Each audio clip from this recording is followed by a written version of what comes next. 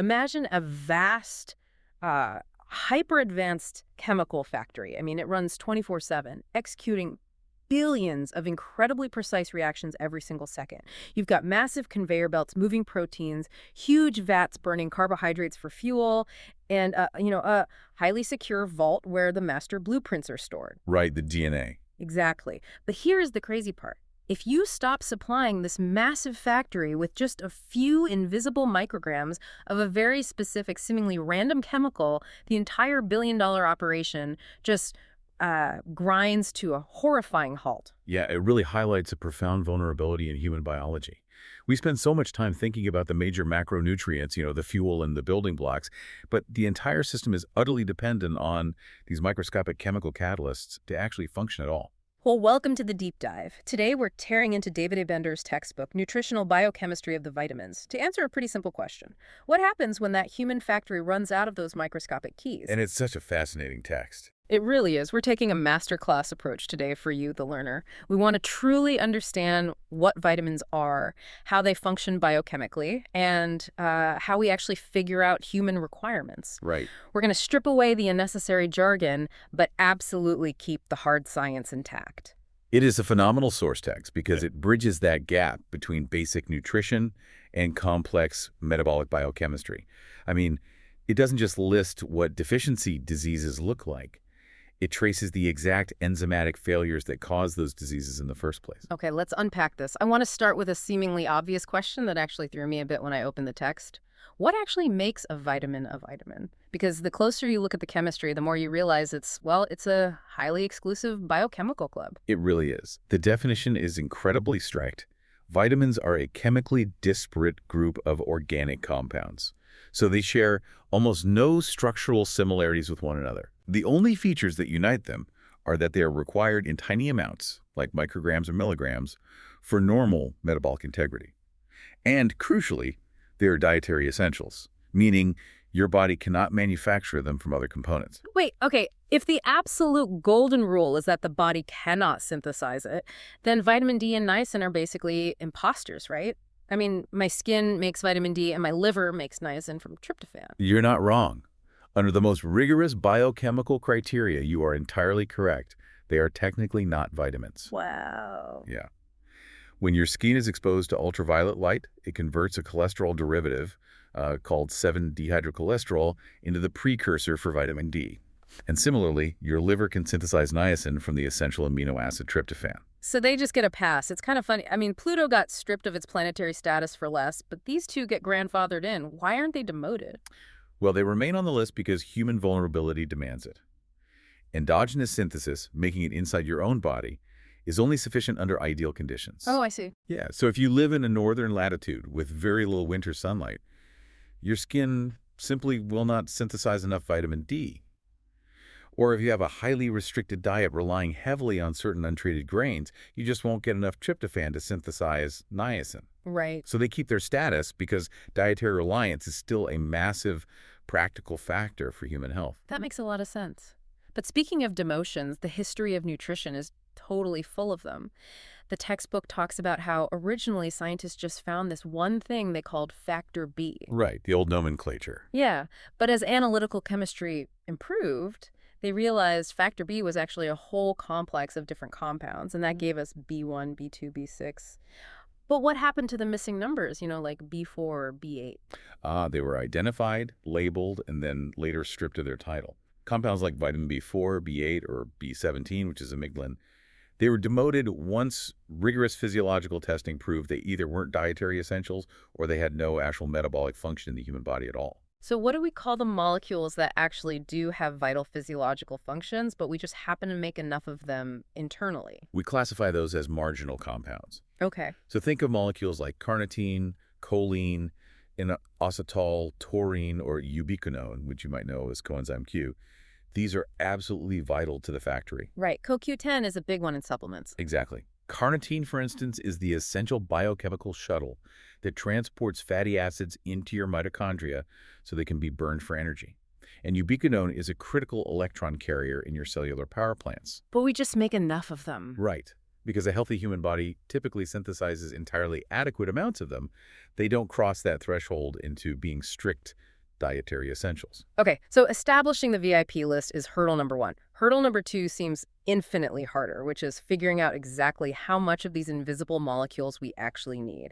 I mean, we see recommended dietary allowances on every single nutrition label, but calculating those human requirements seems like a massive scientific challenge. Oh, the primary challenge is defining what adequacy actually means. It is a sliding scale. Is the goal merely preventing a fatal clinical deficiency, like scurvy? Or is it maintaining total biochemical saturation of your enzymes? That's a huge difference. It is. The intake required to prevent clinical scurvy is just a few milligrams of vitamin C a day. But the intake to maximize tissue saturation and antioxidant protection is significantly higher. And to find those numbers, we use population studies or we study patients who are on total parenteral nutrition, like intravenous feeding. Yes, TPN gives us very precise control. And the text also details controlled depletion-repletion studies, which, by the way, sound wild. Researchers meticulously deprive a subject of a specific vitamin to observe the exact threshold where biochemical failure begins, and then slowly reintroduce it to find the minimum recovery dose. Ethically tricky today, of course. But those historical studies gave us the foundational baselines. But even when we establish those numbers, actual absorption is a complete wild card based on unique biology. Especially with the fat-soluble vitamins, right? A, D, E, and K. The mechanics of digesting them are completely different. If you don't eat fat, you literally cannot absorb them. That is correct. Fat-soluble vitamins require dietary lipids to form micelles in the intestines. Micelles. Yeah, you can think of micelles as tiny transport spheres. Yeah. They have water-loving exteriors and fat-loving interiors, and they ferry the vitamins across the intestinal wall. Oh, wow. So if a patient has a condition like celiac disease that damages the gut lining, or if they were taking lipase-inhibiting weight loss drugs that block fat digestion, these vitamins simply pass right through the digestive tract unabsorbed. But then the flip side of that fat solubility is hoarding, isn't it? Because they are lipid soluble, vitamins A, D, E, and K build up in our body fat and our liver. They can accumulate to toxic levels. Which raises an important question about toxicity. Right, because there is this pervasive assumption that water-soluble vitamins are completely safe because you just excrete the excess in your urine. It is a pervasive and highly dangerous misconception. We define a tolerable upper intake level, or UL, for a very good reason. Yeah, right. While fat-soluble toxicity is more common, water-soluble vitamins can absolutely be toxic when your clearance mechanisms are overwhelmed. A really prominent example is vitamin B6. What happens with B6? Massive doses of B6, which are often taken blindly in over-the-counter supplements, can cause severe peripheral sensory neuropathy. Wait, really? So a patient taking a massive supplement to get healthier might accidentally paralyze their own sensory nerves? Precisely. It completely upends the whole more is better supplement culture.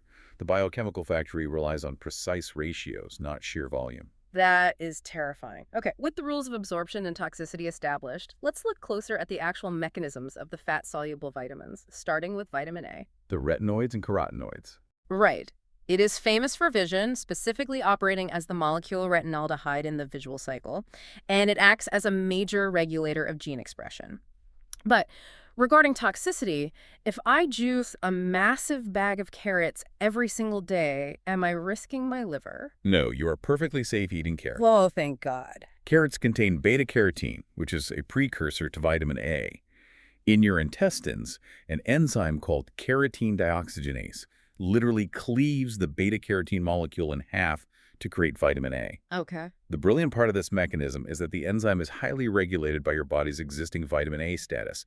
If your tissues have enough, the enzyme just downregulates. So the body just naturally halts production? I mean, I might turn a little orange from the excess carotene stored in my skin, but my liver is totally fine. However, if you take too much preformed vitamin A, which is retinol, and you find that in potent supplements or animal livers, that it entirely bypasses the regulatory mechanism. So it forces its way in. Exactly. That excess retinol forces its way into the system.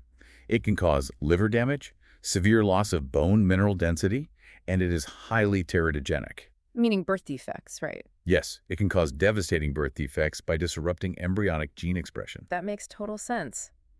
Now, vitamin D feels like the odd one out here. Everything else feels like a building block, but vitamin D acts more like a biological manager, giving orders to the bones and intestines. That is because it functions fundamentally as a precursor to a steroid hormone. Okay.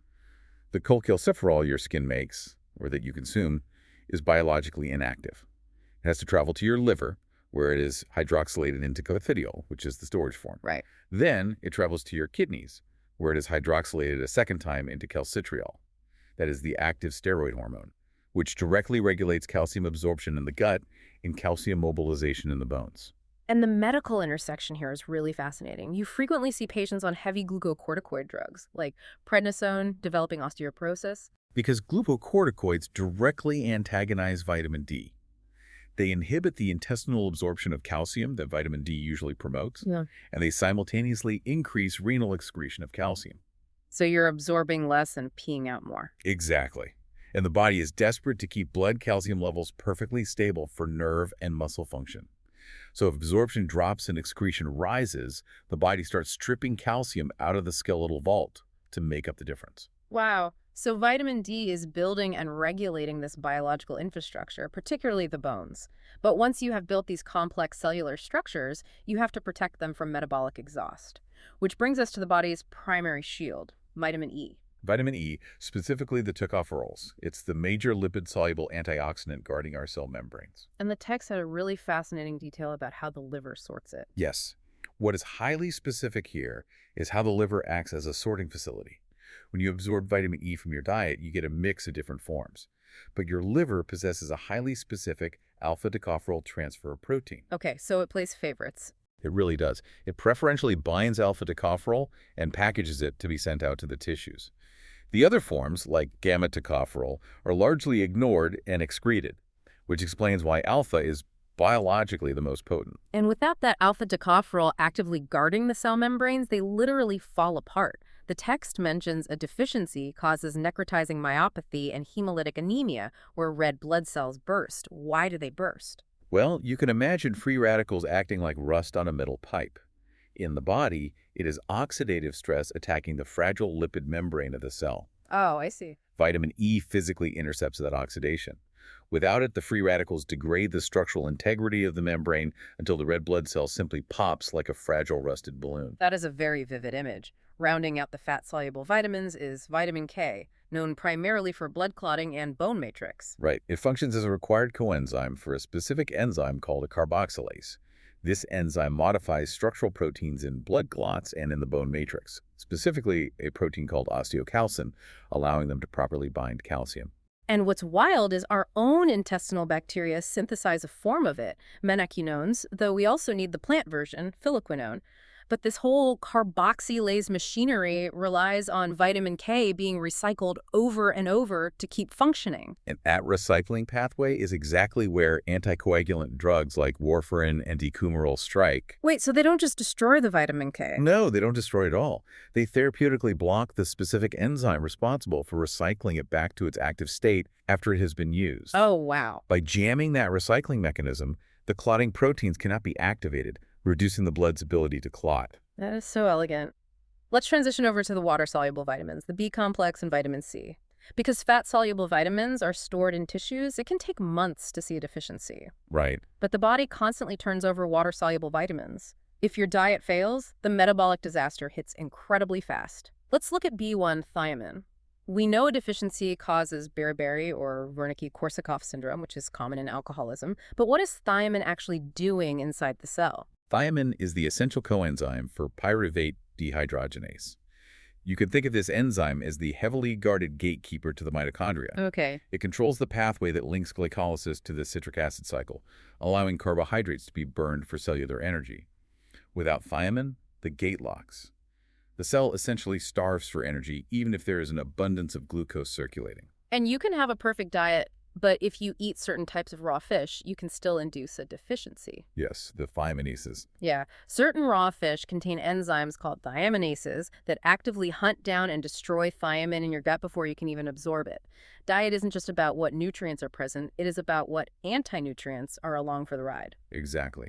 Moving to vitamin B2, riboflavin. It forms the FAD coenzymes, critical for electron transport.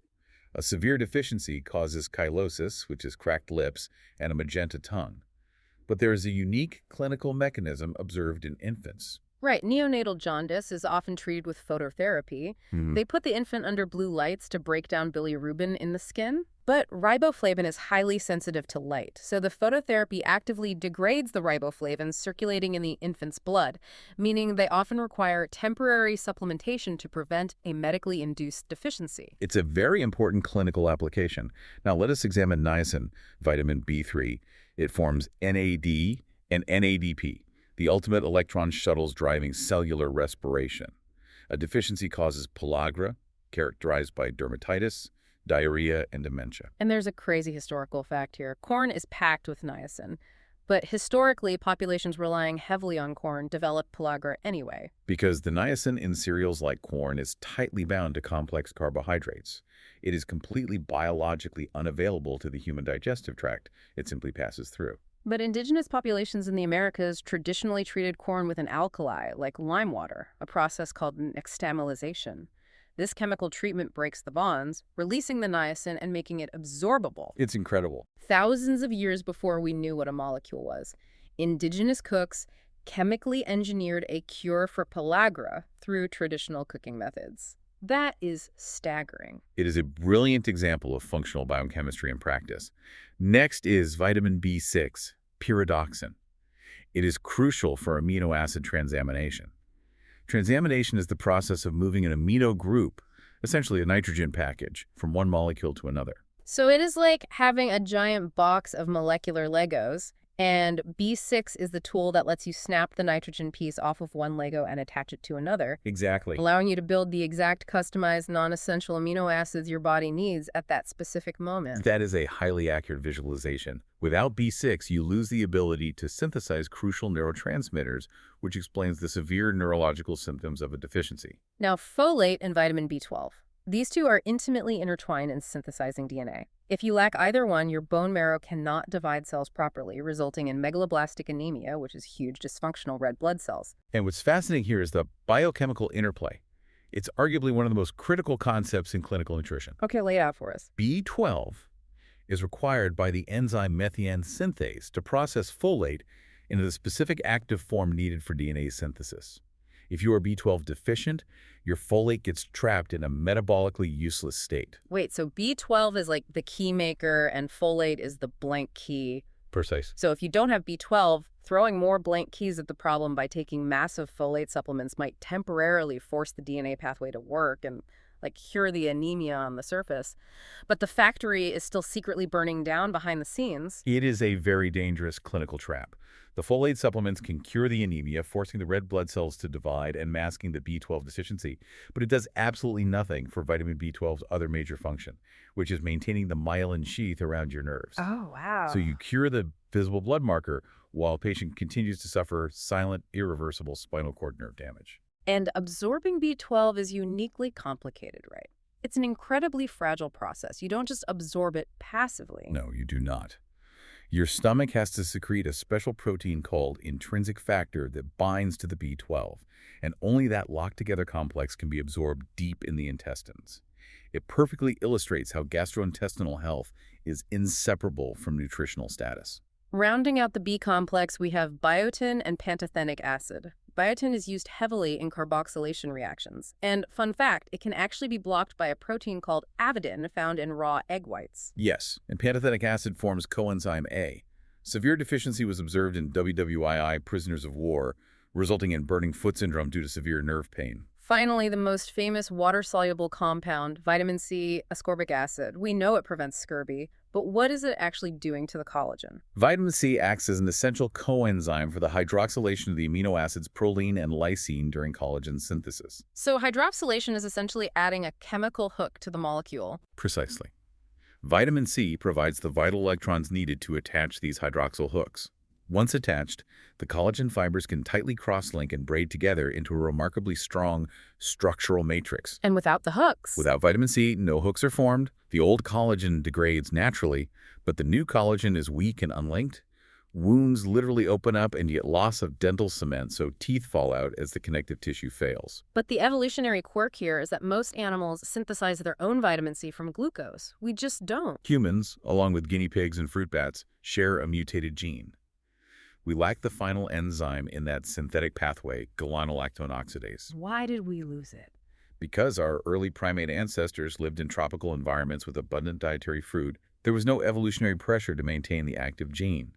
The dietary environment compensated for the genetic loss. So we have mapped the absolute biochemical essentials, but there's an entire other category the textbook covers, phytonutrients, like allyl sulfur compounds in garlic, glucosinolates in cabbage and broccoli, various flavonoids, phytoestrogens. Are these vitamins in waiting? They are definitively not dietary essentials. You will not develop a specific clinical deficiency disease like scurvy or pellagra if you stop eating garlic. Okay. However, they are highly metabolically active.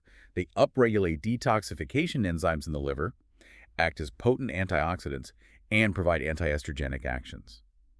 They don't prevent acute systemic failure, but they provide a profound protective buffer against chronic cellular damage and tumor formation over a lifetime. So what does this all mean? Nutrition isn't just about avoiding scurvy or rickets. It's about optimizing this incredible, complex metabolic machine for the long haul. That is the core takeaway of nutritional biochemistry. From the genetic regulation of vitamin A to the vital interplay between folate and B12, it is a deeply interconnected, elegant system.